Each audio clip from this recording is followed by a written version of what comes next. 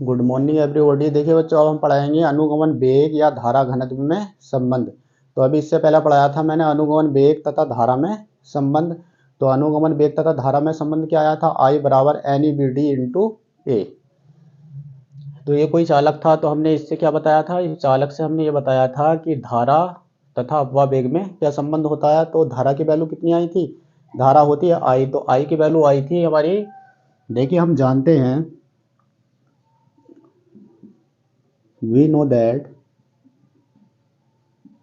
जब इससे मैंने धारा में अनुगमन वेग में संबंध निकाला था तो हम जानते हैं कि I बराबर कितना आया था, I बराबर आया था हमारा NEBD इंटू ए। ये जो आई थी हमारी अभी धारा की वैल्यू आई थी, ठीक। तो हम जानते हैं कि धारा घनत्व किसे कहते हैं, किसी चालक के एकांक क्षेत्रफल पर से होकर गुजरने वाली धारा को हम क्या कहते हैं, धारा घनत्व कहते हैं।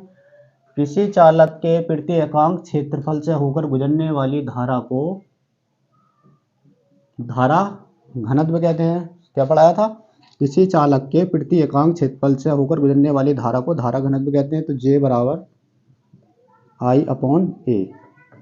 किसी चालक के प्रति एकांक क्षेत्रफल से होकर गुजरने वाली धारा को धारा घनत्व कहते हैं। तो ये क्या है, हमारा धारा घनत्व, धारा घनत्व I क्या है हमारी धारा और ए क्या है क्षेत्रफल। तो देखिए, किसी चालक के एकांक क्षेत्रफल से होकर गुजरने वाली धारा को हम धारा घनत्व कहते हैं। किसी चालक के प्रति एकांक क्षेत्रफल से होकर गुजरने वाली धारा को धारा घनत्व कहते हैं। और धारा घनत्व को हम कैसे शो करते हैं, जैसे, तो हम जानते हैं J बराबर I अपॉन ए आ गया, कितना आ गया, J बराबर I अपॉन ए। तो I की वैल्यू कितनी आई थी अभी हमारी NEBD इंटू ए। तो I बराबर क्या होता है, NEBD इंटू ए। तो जहाँ पे ये I है, हम I की वैल्यू ये वाली पुट कर देंगे यहाँ पे। तो J बराबर हमारा आ गया, J बराबर I की वैल्यू कितनी है, NEBD इंटू ए अपॉन में इसके I की कितना A। तो A से A कैंसिल हो गया, तो J बराबर कितना आ गया, J बराबर आ गया हमारा NEBD।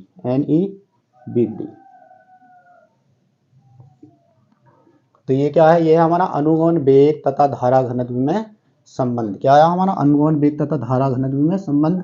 J बराबर कितना आ गया हमारा NEBD, जहां पे J क्या है, धारा घनत्व, धारा घनत्व, N क्या है संख्या, इसकी इलेक्ट्रॉन की संख्या, E क्या है इलेक्ट्रॉन पर आवेश,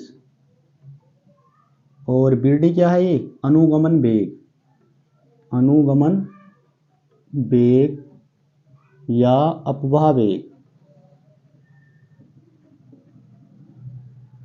तो देखिए, मैंने इससे सबसे पहले तुम्हें क्या समझा दिया, अनुगमन वेग या अपवाह वेग बताया था। तो अनुगमन वेग या अपवाह वेग में ये बताया था कि यदि हम कोई बैटरी लेते हैं, यदि किसी बैटरी को किसी के धातु के तारों से जोड़ते हैं, तो उन धातु के तारों को आपस में जोड़ने पर उनमें विद्युत क्षेत्र उत्पन्न हो जाता है, जिससे कि इलेक्ट्रॉनों को त्वरित गति प्रदान नहीं हो पाती, जिस कारण इलेक्ट्रॉन धनायनों से टकरा कर अपनी ऊर्जा को नष्ट कर देते हैं।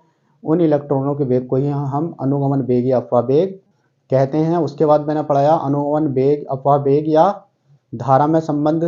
तो मैंने उसका टोटल आवेश निकाला था, Q बराबर आया था हमारा NEBD A इंटू टी, जहाँ पर Q क्या हमारा टोटल आवेश है। फिर मैंने धारा का फॉर्मूला लगाया, I बराबर Q अपॉन टी, Q बटे में T। तो Q की वैल्यू रखी थी मैंने ऊपर NEBD A इंटू टी बटे में T से T कैंसिल हो गया। तो I बराबर हमारी धारा कितनी आई थी, I बराबर आया था NEBD इंटू ए, जो ये मैंने लिख के बताया था। देखिए I बराबर NEBD इंटू ए। अब हम जानते हैं कि धारा घनत्व किसे कहते हैं, तो वो था धारा तथा अनुगमन वेग में संबंध। अब हमें बताना अनुगमन वेग तथा धारा घनत्व में संबंध। तो हम जानते हैं कि J बराबर I अपॉन ए क्यों होता है, इसलिए होता है क्योंकि एकांक क्षेत्रफल से होकर गुजरने वाली धारा को हम धारा घनत्व कहते हैं। धारा घनत्व को J से शो करते हैं, J बराबर I अपॉन ए। तो I की वैल्यू कितनी आई थी, NEBD इंटू ए। तो I की वैल्यू हमने कितनी रख दी, NEBD इंटू ए अपॉन में ए है, तो ए से ए कैंसिल हो गया। तो J बराबर कितना बचा, NEBD।